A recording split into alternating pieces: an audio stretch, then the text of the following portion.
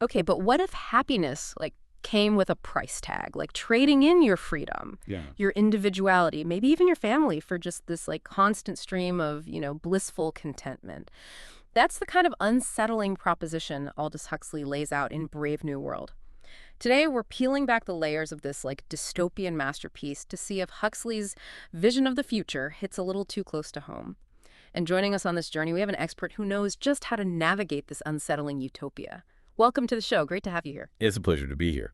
Um, Huxley's insights into human nature and our kind of relentless pursuit of happiness still resonate almost a century later. Right. It's like he had a crystal ball back in the 1930s. So to really immerse ourselves in this world, imagine this. Babies are grown in labs, not born naturally. Your entire identity is, like, predetermined, even your social circle. And forget about family dinners. Those are relics of a barbaric past. Instead, you pop a soma pill whenever a negative thought, like, dares to surface. This, my friend, is Brave New World. So, before we meet the characters navigating this bizarre reality, can you give us a crash course on how this society, like, functions? What are the ground rules of this perfect world? Well, it all starts with the complete industrialization of human life. Yep. Specifically, the hatchery. And hatcheries. Yeah, these aren't your grandma's hospitals. Mhm. Instead of messy, unpredictable natural birth, embryos are created and grown in labs, categorized into 5 distinct castes: alphas, betas, gammas, deltas, and epsilons. It's like a factory line pumping out humans, each destined for their designated role. Talk about, like, predetermination. But where does the conditioning come in? How do they make sure everyone's, happy with their assigned lot in life? Conditioning is the glue that holds this society together. Through a method called hypnopedia, they basically brainwash people while they sleep. Wow. Imagine subliminal messages on steroids. Phrases like "everyone belongs to everyone else" and "ending is better than mending" are drilled into their subconscious from a young age. So no chance of, like, developing your own opinions or questioning the status quo. It's all carefully curated from birth. Basically. And then there's Soma, like, cherry on top of this manufactured happiness sundae. Ah, Soma, the magic elixir that washes away any hint of discomfort or negative emotion. Imagine a world where you can simply pop a pill and erase sadness, anger, even boredom. It's the ultimate tool for social control, ensuring everyone remains docile and cheerful, no matter how superficial their existence might be. Okay, so we have a world where individuality is, like, squashed before it even has a chance to bloom, and instant gratification is the name of the game. And into this mix, we're introduced to Bernard Marx, an Alpha Plus, who doesn't quite fit in. He's at the top of the social food chain, yet something feels off. What's his story? Bernard's discontent is fascinating. He has this nagging feeling of emptiness, a longing for something more than the endless cycle of work, manufactured pleasure, and fleeting encounters. Now, there are whispers that his unorthodox views might be linked to a lab mishap during his creation. It's like a glitch in the system, a tiny error with huge consequences for his worldview. A happy accident, if you will. So while everyone else is blissfully unaware, Bernard sees through the cracks of this kind of manufactured utopia, right? Exactly. He's deeply cynical of the world state's ideology and uncomfortable with the casual approach to relationships, which makes him a bit of an outcast. But it's his yearning for something authentic, something beyond the superficiality that, defines his world, that leads him to a place called the Savage Reservation. Ugh. Ah, the Savage Reservation, a place untouched by the world state's technology and social engineering. It's like stepping into a time capsule, witnessing the, like, uncivilized ways of the past. What's the draw for Bernard? Why venture into this forbidden zone? It represents everything his world has deemed obsolete and dangerous: family, natural birth, spirituality, even the possibility of disease. He's drawn to its kind of raw, unpredictable nature, perhaps hoping to experience life unfiltered without the constant hum of manufactured happiness. It's in this starkly different world that he encounters John. And John the Savage becomes Bernard's unexpected ticket to, like, shaking things up back in the world state, right? Yeah, right. Tell us about him. Who is he and what makes him such a fascinating specimen for Bernard? John is an anomaly, a product of the world state, born from a woman named Linda, who ended up stranded on the reservation years prior. But he's been raised outside the system, nurtured on ancient stories, and his worldview is shaped by none other than Shakespeare. Wait, Shakespeare? Like Romeo and Juliet, Hamlet, that Shakespeare, they still read him in this, like, futuristic world. Well, John does. For him, those plays aren't ancient relics. They're a lifeline to a world of, raw emotions, of profound love, agonizing loss, and everything in between. He clings to these stories, these echoes of a richer emotional landscape that the world state has, completely erased. That's incredible. Imagine growing up with Shakespeare as your guidebook to life, especially in a world that's systematically eliminated those very experiences he writes about. It's no wonder John becomes a sensation when Bernard brings him back to London. Here's this young man who can actually feel things deeply. Love, despair, rage. He hasn't been numbed by soma or conditioned to suppress those natural human impulses. Okay, that's got to throw a wrench into their carefully calibrated system. So how do people react to him? They're equal parts horrified and fascinated, like witnessing a wild animal at the zoo. He's a disturbing reminder of the primal instincts they've worked so hard to suppress. Remember that scene where they take John to experience a feelie? These are immersive sensory experiences.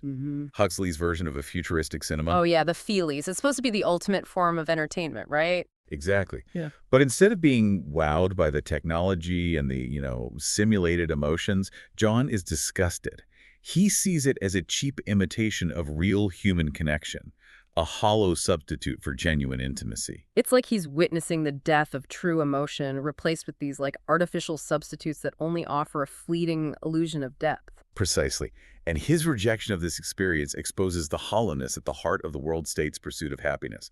They've prioritized pleasure and comfort over genuine human connection. And then there's Lenina, this beautiful, sexually liberated woman who represents everything the world state values, yet John rejects her advances. Why?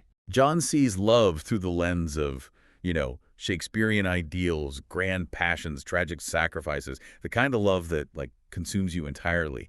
He longs for a connection that transcends the purely physical. Lenina, on the other hand, is a product of her conditioning. She can't comprehend his rejection, his insistence on delaying gratification. It's like they're speaking two different languages. Their emotional vocabularies are completely incompatible. No wonder it all goes sideways. John's rebellion isn't just about rejecting Lenina. It's about rejecting the entire ethos of the world state. Take that, incredibly powerful scene in the hospital when his mother, Linda, is dying. He sees those children being conditioned to accept death as just another part of life, and he completely snaps. He starts quoting Shakespeare, those words like lightning bolts in that sterile, emotionless environment. He realizes that true life, true love, even true grief are messy and complicated, but that's what makes them real, right? Exactly. John recognizes that by eliminating those things, the world state has stripped humanity of its very essence. Which leads us to that epic confrontation between John and Mustafa Mon, the world controller. Talk about a philosophical showdown. You've got John championing the raw beauty of human experience in all its messy glory, and Mond calmly defending a world built on, engineered happiness, even if it means sacrificing freedom and truth. It's a battle of ideologies. Mog argues that stability and happiness, even if artificially induced, are the ultimate goods. He believes that intellectual pursuits like art, literature, even scientific inquiry are dangerous. They lead to questioning, doubt, and ultimately instability. That's why they're all locked away in that secret vault, right? The Bible, Shakespeare, even philosophical treatises, all deemed too dangerous for the masses to handle. Precisely. Mond understands the power of those ideas, the way they can ignite our imagination and challenge the status quo. He's not denying their value, simply arguing that they're too risky in a world that prioritizes control above all else. And what's really chilling is that Mond used to be a scientist himself. He chose this life, this pursuit of, controlled happiness over the pursuit of knowledge. He's a cautionary tale in his own right. Right. It shows the seductive nature of power, the allure of choosing the seemingly easy path, even if it means sacrificing something essential about yourself. But John can't accept that compromise. He's experienced the depth of human emotion, the highs and lows, and he'd rather embrace that complexity than live in a world that's been sanitized of any real meaning. Which is why he chooses exile, a solitary existence on the fringes of society, where he tries to live by his own values, embracing the full spectrum of human experience. But even that proves to be an impossible dream. Because the world state can't resist a good spectacle? Exactly. People become obsessed with John, this savage who chooses self-inflicted pain and rejects their advances. He inadvertently becomes a new form of entertainment, his rebellion commodified by the very system he's trying to escape. It's heartbreaking. Even in his attempts to resist, he becomes a product of the system. His tragic end, his suicide, is almost inevitable. He can't conform, but he can't escape the reach of the world state either. It's a stark reminder of how difficult it is to resist the pressures of conformity, especially when you're surrounded by people who've been conditioned to embrace it. So, what does Huxley want us to take away from this bleak ending? Are we doomed to repeat this cycle of sacrificing our freedom for the illusion of happiness? Because, let's be honest, some of these themes feel a little too relevant to our world today. That's the brilliance of Brave New World. It's not just a dystopian fantasy. It's a mirror reflecting our own anxieties about the future. Huxley forces us to confront these uncomfortable questions about the price of progress, the allure of instant gratification, and the potential consequences of our choices, both individually and as a society. It's a reminder that we're not just passive passengers on this ride into the future. We have a say in shaping the world we want to live in. But it takes awareness, critical thinking, and the courage to question the things we've been conditioned to accept as normal. You're right, it does. I mean, think about our own obsession with technology, Mm. our constant craving for the next upgrade, that next dopamine hit from social media. It's like we're hardwired for distraction. Totally. It's like that scene where they're touring the hatchery and the director's bragging about how they've engineered out all the inconveniences of life. No more aging parents, no messy breakups, just a constant cycle of pleasure and instant gratification. Do you think we're becoming so averse to discomfort that we're losing something essential about what it means to be human? It's a valid concern. And Huxley himself grappled with this question. He saw the seductive power of technology and the potential for it to be used not just for, convenience, but for control. Which is kind of mind-blowing considering he was writing this back in the 1930s. Exactly. He was way ahead of his time. But here's the interesting thing. Huxley didn't just offer warnings. He also explored potential solutions. Okay, so what's the antidote to this, creeping dystopia? How do we avoid becoming, mindless consumers in a world designed to keep us plugged in and, tuned out? In his later works, Huxley became really interested in what he called the human potential movement. He believed that cultivating inner awareness, things like mindfulness, meditation, exploring different spiritual traditions, can help us resist the pull of conformity and, reclaim our autonomy. So it's about strengthening our inner immune system, so to speak, to resist those external forces that want to, define us, package us, and ultimately control us. Exactly. It's about recognizing that true happiness, true fulfillment, doesn't come from some pre-programmed experience or a steady diet of instant gratification. Right. It comes from cultivating a deeper understanding of ourselves, our values, and our, place in the world. So, what would Huxley say about our 24/7 news cycle, our addiction to social media, our constant need to be entertained? Would he see it as a form of conditioning? It's certainly worth considering. Huxley believed that any form of information could be used to manipulate and control, especially when it's designed to, evoke strong emotions and bypass critical thinking. Which is basically the definition of a clickbait headline. Right. So it's not about rejecting technology altogether. It's about using it consciously, discerningly, and refusing to let it dictate our thoughts, our feelings, and our, behaviors. It's about questioning the narratives we're being fed, right? Looking beyond those carefully curated images and asking ourselves, who benefits from me believing this? Absolutely. And that's where Huxley's message is incredibly empowering. He reminds us that we're not just passive consumers of information. We have the power to choose what we consume, how we process it, and ultimately how we let it shape our lives.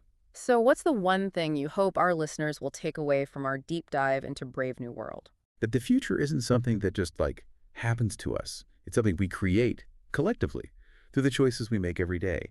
And those choices matter. They determine whether we end up living in a world that prioritizes mindless consumption and manufactured happiness, or one that values individual expression, genuine connection, and the messy, beautiful complexities of being human. Beautifully said. And on that note, we'll leave you with this. The next time you feel that urge to scroll mindlessly, to reach for that instant hit of whatever you're craving, take a moment to pause. Ask yourself, is this choice serving me? Or is it serving a system that profits from keeping me distracted, disengaged, and ultimately under its control? Thanks for joining us on this deep dive into Huxley's Brave New World. Until next time, keep questioning, keep exploring, and keep diving deep.